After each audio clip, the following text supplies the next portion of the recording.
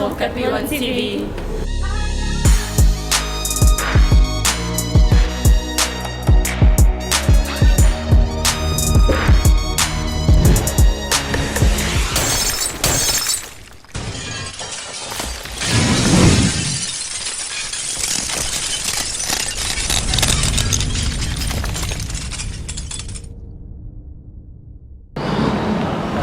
Nous sommes ici à la Mételsat, cette agence nationale de météorologie et de télédétection par satellite, où se passe un atelier de validation de la feuille de route pour la mise en œuvre de la Banque nationale des données hydro-météo-climatologiques. En effet, c'est dans le cadre du projet Hydromet qui vise le renforcement des services hydrométéorologiques et climatiques de la République démocratique du Congo qu'a eu lieu ces assises. Plusieurs parties prenantes qui utilisent et produisent les données météo se sont retrouvées ces jours pour cette validation et que l'on peut citer par exemple la RVF, la Congolaise des voies maritimes, la Société nationale d'électricité, l'INERA, le ministère de l'Agriculture, la Régie des eaux, les bureaux d'études et aménagement urbain, l'Office de voiries et drainage, la SICOS, la Direction des ressources en eau, l'ISTA, la Régie des voies aériennes, le Fonds vert climat, ainsi que le ministère de l'Environnement et que la liste n'est pas exhaustive. Après l'hymne national suivi de la présentation du programme, le deuxième moment a été consacré à la présentation de membres invités et participants. Un moment de pause café a été observé.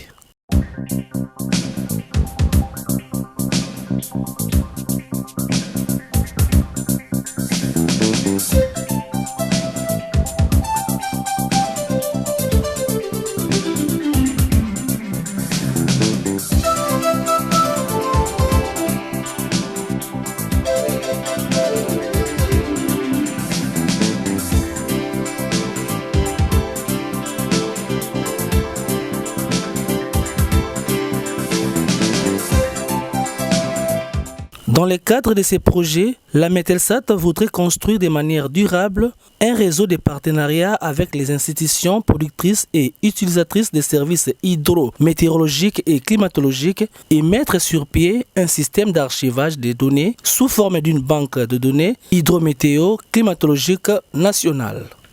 La Mételsat a l'honneur de vous accueillir dans ces installations. Il vous souviendra que du 4 au 6, il y a eu un pré-atelier. Et ce pré-atelier avait réuni les producteurs, mais aussi les usagers. C'était pour essayer de mettre en place une banque nationale des données hydrométéo-climatiques. Vous savez qu'il y a beaucoup de services, il y a beaucoup d'organisations qui s'adonnent aussi à faire les observations météorologiques. Ce que nous visons, c'est justement de pouvoir avoir une banque nationale des données, c'est-à-dire qu'on puisse mettre toutes les données dans une banque. Voilà pourquoi il vous est proposé une feuille de route pour la mise en place de cette banque de données. Donc, nous allons travailler sur ça et je pense que beaucoup d'entre vous ont déjà pris connaissance de ces documents. Donc il sera seulement question de pouvoir valider. Quelques participants n'ont pas caché leurs impressions. Je réponds au nom de Aimé Kilembe. Je suis chef de division à l'intérim en charge de la gestion des catastrophes à la direction de la protection civile au secrétariat général de l'Intérieur. Je suis ici dans le cadre de la gestion des catastrophes pour prendre part à cet atelier. Et cet atelier est un atelier de validation de la feuille de route pour la mise en œuvre d'une banque de données hydro-météo-climatologique nationale. Parce que jusqu'à présent, nous travaillons déjà en collaboration la météo travaille en collaboration avec différents ministères ou structures qui travaillent avec, qui utilisent les données météorologiques. Mais jusqu'à présent, la météo n'avait pas une banque de données, ce qui est vraiment crucial pour la météo et même les utilisateurs et les derniers, disons, les consommateurs. Alors, à notre niveau, nous sommes là pour que tous ensemble, nous puissions apporter nos inputs pour l'élaboration disons, la validation de cet outil qui est la feuille de route. Et ensemble, nous allons, avec les producteurs et nous, les usagers, comme les consommateurs, avoir ces données qui seront utiles pour la nation. Et tout cela, c'est pour la sauvegarde des vies humaines. Ok, déjà, d'entrée de jeu, vous êtes satisfait? En tout cas, nous sommes satisfaits. Déjà, en lisant, quand ils nous ont envoyé l'invitation pour cette validation, nous étions déjà dans la joie. Parce que nous attendions ces bases de données depuis longtemps. Et c'est une première. Et nous remercions l'initiateur de cette base de données. Nous remercions la météo. Parce que cette base de données servira à tout le monde. Je suis M. Bob Mabungu Ubacha, coordonnateur de la cellule technique d'appui au ministère de l'Agriculture. Nous avions été conviés à ces travaux par la Metelsat afin de valider la feuille de route sur la mise en place de la Banque nationale des données météorologiques, climatiques et hydrométriques. Voilà pourquoi les travaux se sont bien passés et nous avions été contents d'être associés à ces travaux. Comme vous le savez, le secteur agricole, c'est le secteur clé, le secteur le plus consommateur de données météorologiques, climatiques, à cause des 80% de la population congolaise qui vit dans le milieu rural. Et cette population s'occupe essentiellement des activités agricoles. Et le partage des informations ou la mise en place de cette banque de données va permettre aux producteurs agricoles d'accroître le niveau de leur productivité parce que l'objectif c'est d'arriver à la lutte contre la pauvreté et contre le chômage. Et avec cet accroissement de la productivité agricole suite à l'utilisation correcte des données météorologiques va permettre à ce que la population rurale puisse améliorer leur niveau de revenus à travers l'amélioration, bien entendu, de la productivité agricole. Voilà, c'est dans ce sens que nous avions été là et nous remercions beaucoup les autorités de la Metelsat qui ont convié les secteurs agricoles à participer à ces travaux. Voilà, merci beaucoup. Merci, je suis Augustin Wayao.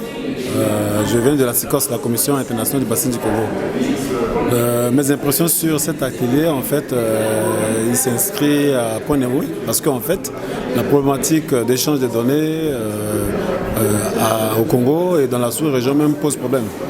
La CICOS étant une organisation nationale, internationale régionale, donc il se pose vraiment avec acuité cette problématique d'échange de données. D'où l'intérêt justement de venir aujourd'hui en tant qu'expert de la CICOS à la Metelsat pour apporter notre contribution justement dans cet effort qui tend à créer la banque de données nationale qui permettrait justement à ce que les données soient aussi accessibles au niveau des utilisateurs et ce qui permettra justement à ce que notre État, la RDC, l'État congolais et les institutions qui ont besoin de ces données pour des fins de planification économique puissent avoir facilement ces données et planifier pour justement résorber un peu la souffrance de nos populations congolaises et de la sous-région Afrique centrale. Ok, on peut dire que vous êtes satisfait? Nous sommes satisfaits, je suis satisfait de cet atelier. Merci beaucoup. Merci.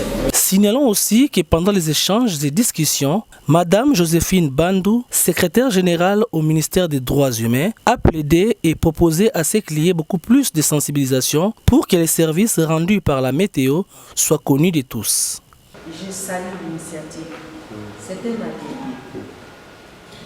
Pour moi, je trouve que c'est un atelier d'information, de renforcement des capacités bien sûr, mais d'information pour nous qui sommes partie extérieure à votre boîte. Je pourrais peut-être vous faire rire un peu. Mon service, je suis secrétaire général des droits humains. Je suis déjà présent. Mon service au sein du secrétariat accuse de réception de cette invitation. Et l'agent ou les agents chargés au service courrier se posent mille et une questions. Ils lisent, ils voient là-bas, et elles savent. Tiens, nous sommes droits humains. Qu'est-ce que nous avons à faire? N'est-ce pas un droit de se poser la question? Celui qui connaît tout ne connaît rien. Alors, ils discutent entre eux. Et moi, j'ai suivi un peu en passant. Et ils poursuivent la discussion. Il y a un qui dit, mais ça signifie quoi? L'autre qui poursuit en disant, vous voyez là-bas, à la RTNC, vous voyez les sauts de mouton. Excusez-moi de le faire, c'est nécessaire. C'est important. Alors celui-là, il essaie un peu d'expliquer parce que deux se posent la question. Mais ça, une invitation, ça ne cadre pas avec les droits de l'homme. On invite madame le secrétaire général. D'ailleurs, j'en ai reçu deux. Alors il y en a qui se posent la question si on n'a pas commis une erreur. Comment on peut inviter les droits humains à cet atelier? Ça n'a rien à voir avec les droits humains. Alors on discute. Mais ça, c'est quoi? Vous voyez déjà, j'ai saisi cette opportunité parce que vous avez évoqué tout à l'heure, parmi les activités, c'est le moment de le dire, vous avez évoqué l'aspect sensibilisation. On ne vous connaît pas. Je préfère parler de bon, peut-être moi-même je suis dans ces eaux-là. Même les droits de l'homme, ici parmi nous, on peut poser la question, quels sont vos droits? Est-ce que vous les connaissez tous? Il n'y a pas seulement des droits, vous avez aussi des devoirs. Je ferme une parenthèse. Alors il discute, il dit, mais ça, un qui s'ajoute aux deux qui discutent, il dit, mais vous voyez là, les sauts de mouton de la RTNC, vous voyez ces bâtiments-là. Là en haut, là-bas, il y a un service qu'on appelle Renatessa. Et le troisième qui s'ajoute, tu ne connais même pas Renatessa, c'est quoi? Ça s'occupe de quoi? Il y a un quatrième qui s'ajoute et dit, mais Telsat, Renatessa, c'est la même chose. Mais pourquoi vous devez aller là-bas, Bisa Météo? C'est là. Vous arrivez seulement au saut de mouton et vous arrivez, c'est là. Ça, c'est la RTNC, c'est pour la communication, les informations. Il y a encore un service. Donc, les gens ignorent. L'autre qui s'ajoute et dit, mais je vois ici hydraulique. Hydraulique, c'est de l'eau. Il entre, hein, il pénètre un peu l'invitation. Et je vois hydraulique. Hydraulique, c'est de l'eau. Moi, les âmes en berger des eaux.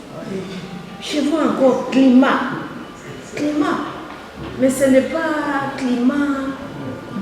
Ce n'est pas des F Bazaïba.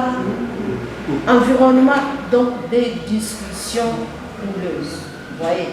C'est pourquoi j'ai saisi cette opportunité. Parmi les activités, il faut penser aussi à la sensibilisation. Nos droits humains, nous n'avons jamais cessé de sensibiliser la population. Les échanges entre experts étaient à chaud. Des partenaires qui génèrent ces données-là. Et je pense qu'il y a déjà certains protocoles d'accord dans le cadre de ce projet avec ces partenaires. Est-ce qu'il a fallu encore les identifier alors que vous les connaissez? Mais avec d'autres, on n'a pas encore fait. Et puis cette liste, je peux dire que ce n'est vraiment pas une liste exhaustive. Il y a des choses aussi qui peuvent nous échapper parce que je me souviens, quand je prends l'Institut national de conservation de la nature, quelque chose comme ça. Je sais qu'il y a des stations là-bas. Ils ont beaucoup de stations, mais il faudra même que peut-être nous entrons en contact avec eux pour voir comment eux aussi ils peuvent alimenter cette force. Donc il y a encore, moi je pense qu'il y a encore des gens qu'il faut identifier. J'ai noté qu'il y a certains avec lesquels on travaille déjà, on se connaît, se connaître c'est une chose, mais savoir qu'on doit travailler ensemble, selon une orientation choisie, parce que jusque-là, c'est de manière isolée. Tout le monde est d'accord, on vient de dire là-bas. Les gens travaillent de manière isolée. Mais savoir que maintenant nous devons emprunter un même chemin, une même direction, c'est une autre chose. Il a dit que dans le ministère là, tant que l'homme existera, l'homme est transversal. Alors je pense qu'il fallait clarifier que dans le but de cet atelier, tout ce qu'on fait, ça a une incidence sur l'homme. Les changements climatiques, il y a des catastrophes naturelles. Alors ce sont les hommes qui en pâtissent. Il y a les hommes qui sont partout dans leur utilisation, que ce soit dans l'aéronautique, que ce soit dans tous les domaines du transport. Les hommes sont là, il y a des incidents, des accidents et ainsi de suite. C'est-à-dire que son ministère, les choix de son ministère, je pense que ce n'est pas par hasard. Mais voilà la question, au-delà même de la sensibilisation. Je crois que ces services de base de données météorologiques, dans sa finitude, ça doit toucher l'homme. Vous voyez? Et cet homme-là évolue à divers cadres. On nous a parlé des producteurs, des partenaires, mais quelque part, vous avez sollicité la question du partage des dividendes, n'est-ce pas? Ces projets doivent avoir une incidence économique. On l'a relevé dans les documents ici, mais nulle part, même dans les calendriers ici, on ne sait pas voir. Lorsqu'on va créer cette base de données, n'est-ce pas? On doit faire payer, il y aura des tarifications, mais qui doivent payer ça, n'est-ce pas? Je crois que dans la présentation du dossier, disons, de notre document, il faut que cela apparaisse. On doit voir quand même quel est cet utilisateur final, celui-là qui doit apporter l'argent dans les trésors publics, parce que le gouvernement doit répondre, ça doit s'imprégner de ça. Éventuellement, l'ordonnance qu'il ait créée et pourquoi pas nous énoncer quelques-unes des objectifs pour essayer d'aligner les projets sur ces objectifs-là. Et là également, dans la feuille de route, nous allons tout droit vers les activités, mais je reste un peu classique. J'aurais bien voulu à ce que l'on puisse reprendre l'objectif global du projet, mais également les objectifs spécifiques. C'est vrai, tout dépend de la formule de la Banque mondiale peut-être, mais cependant, parler des activités, on comprend tout de suite que ce sont les objectifs spécifiques, mais cela ne dérangerait personne si on pouvait essayer de lui donner ses formes.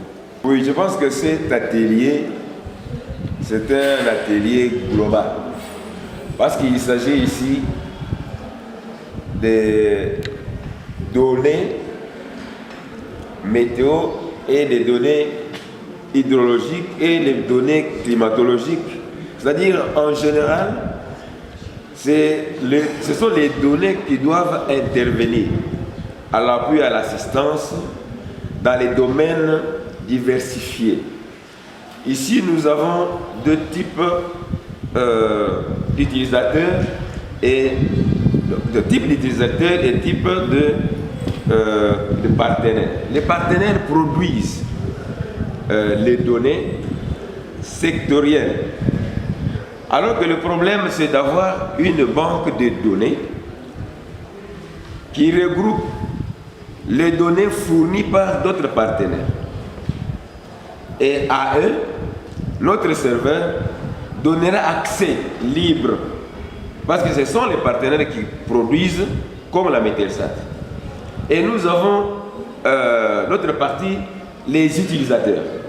Les utilisateurs auront à demander ce dont ils ont besoin dans les données, soit hydro, météo, agro, ainsi de suite.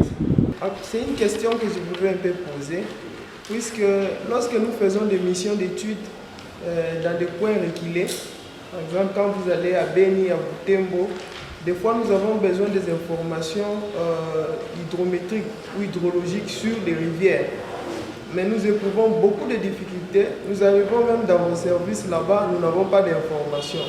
Et du coup, pour par exemple quantifier une nappe, pour connaître la capacité, parce que souvent nous faisons des forages, et du coup nous devons savoir quelle est la quantité d'eau qu'on peut retrouver dans la nappe par exemple, ou bien les rivières, la bathymétrie et consorts. Nous avons ces difficultés-là. est-ce que dans le cadre de ce projet, vous avez prévu l'extension, je ne sais pas, vous avez prévu l'extension de votre réseau hydrométrique, puisque vraiment, moi personnellement, j'estime que votre réseau hydrométrique n'est pas dense. Vous avez des rivières que vous ne contrôlez pas en termes de bassins versants et nous avons des difficultés. Nous allons là-bas, nous arrivons sur place, nous commençons à bricoler avec les informations que nous, on se dit, mais on doit quand même quantifier les débits de cette rivière. Mais c'est vous qui devez nous donner les informations. Du coup, on se donne seulement un débit forfaitaire qui peut tarir. Et après, les gens n'ont pas d'eau là-bas, on dit que c'est la régie des eaux. Alors que la rivière sur laquelle nous avons tablé sur un débit qu'on n'a pas bien évalué à cause des manques d'informations hydrométriques, hydrologiques, ou tout ce que vous voulez. C'est pourquoi je voudrais demander dans le cadre de ce projet, est-ce que vous n'avez pas prévu l'extension de votre réseau hydrométrique ou bien c'est juste la gestion des bases de données qui existent actuellement? Des activités, là où c'est écrit mettre en place un projet pilote, non, créer une structure de la gestion. Parce que quand j'avais lu à ce niveau-ci, j'ai cru comprendre que ces structures ne concernaient que la Metelsat. Mais au niveau des budgets, vous avez bien spécifié qu'il s'agissait d'une structure interministérielle. Si on peut compléter ici, créer une structure interministérielle pour la gestion de la banque des données. Dans tout le territoire, et je pense que la mise en œuvre de la banque des données tiendra compte des besoins exprimés par ces inspecteurs, ces ingénieurs agronomes, et on verra après quels sont les types de données les plus demandées ou nécessaires qui doivent se retrouver dans la banque pour les servir. Dernièrement, activité fixée à adopter qui sera amené à faire les calculations. C'est la question que nous devons discuter. Les produits de données. On a dit dividendes, partage des dividendes. C'est une question qui vient et nous attend. Nous devons tous parler là-dessus. OK? C'est l'État, mais c'est un caissier de l'État. Comment on doit enlever le propriétaire, on met un caissier à la place? S'il vous plaît. Le trésor public, c'est l'État. Donc, le trésor public, c'est les caissiers de l'État. Donc, c'est l'État congolais qui doit être au premier plan que le trésor public. Oui. Du point de vue organigramme proposé. Oui, oui. Le chef de projet, c'est la maîtresse. Oui. Deuxième, là, c'est superviseur technique. Superviseur technique, c'est la maîtresse. Parce que c'est la maîtresse qui gère les normes. Qui gère les normes. S'il vous plaît. Un instant, je vais vous donner la parole. C'est une motion, prophète. Oui. Bon, j'ai comme l'impression que le prof n'a pas bien compris la préoccupation. C'est pourquoi j'ai... Moi, j'ai compris. C'est-à-dire, les points résident au niveau de la terminologie. Au lieu de parler du chef de projet, on ne refuse pas que ce soit Metelsat, mais on veut utiliser plutôt le terme unité de coordination. Donc Metelsat chapeaute cette coordination-là. Oui, mais c'est pourquoi j'ai répondu. Ok, maintenant je pense que je peux parler, non? Oui. Ok. Donc, cet organigramme qui nous est proposé, d'après ce qui vient d'être dit, on a dit que cet organigramme ne peut pas fonctionner comme ça. Au-dessus, nous voulons mettre ce que les autres appellent comité de coordination ou comité de pilotage. Des données, ça c'est au niveau national. Or, l'hydromètre, c'est un élément, donc c'est un sous-ensemble d'un ensemble national. L'hydromètre est venu d'une façon sectorielle. Mais ici, la Banque nationale inclut même l'hydromètre. Donc, d'où il fallait qu'il y ait un comité de pilotage au niveau du gouvernement. L'aspect, celui du financement. Le Fonds vert finance des projets de ce genre notamment parce que la production de données climatiques et météorologiques sont d'une importance cruciale dans le financement des projets au Fonds vert. Au-delà des critères de financement, au-delà des domaines des résultats pour les projets à présenter au Fonds vert, il y a cet aspect de la justification climatique, c'est-à-dire que tout projet à présenter au Fonds vert doit être sous-tendu par une démonstration scientifique des effets climatiques. Tu ne peux pas dire tout simplement qu'il y a eu la sécheresse, il y a eu une inondation. Quelles sont les données scientifiques probantes qui sous-tendent ces affirmations-là. D'où l'importance de ce que Metelsat organise. C'est d'ailleurs l'un de nos partenaires. L'Organisation météorologique mondiale avait organisé l'année passée, pendant 5 jours, un atelier pour le renforcement des capacités dans ce sens. Et nous les avons invités. C'est un atelier sous-régional que le Fonds vert de la RDC avait réussi à capitaliser pour le pays. Alors, comme le projet est déjà en cours, le Fonds vert ne peut pas intervenir à ce stade. À la fin du projet, il y a une possibilité que Metelsat approche les fonds verts, la coordination du Fonds vert, pour voir dans quelle mesure on peut élaborer un projet à soumettre au Fonds vert pour le climat. Qui travaille en permanence dans la gestion des paramètres climatiques et hydrologiques ici en RDC, en dehors de la Metelsat. Il y a l'INERA qui s'en occupe sur l'ensemble du territoire national. Et puis il y a le système d'aviation ici. Pratiquement c'est là. D'autres universités, les universités aussi. Mais les équipements dont ces instituts disposent, sont-ils intégrés dans ce projet? En principe, ils devaient être intégrés. Et partant de là, pour élaborer un projet comme ça de la Banque mondiale, il faut qu'on aille franchement avec beaucoup de tact et de discipline. Sinon, à la fin, on aura, ils ont mis du matériel scientifique et rien qu'à la Metelsat. Les autres instituts n'ont absolument rien pour faire maintenant des projets dignes de ce nom. La feuille de route a été enfin validée après l'appréciation de toutes les parties prenantes et c'est parti pour l'activité.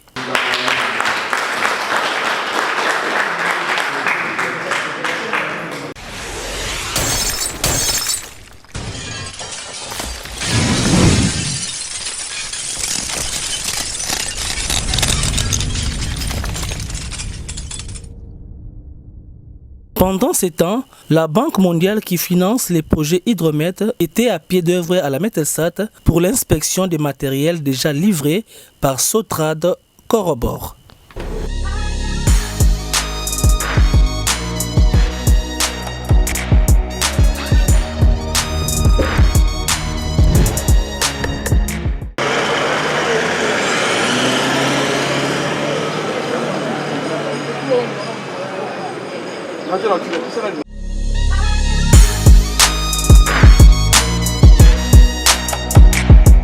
Salut, abonnez-vous sur Capillon TV.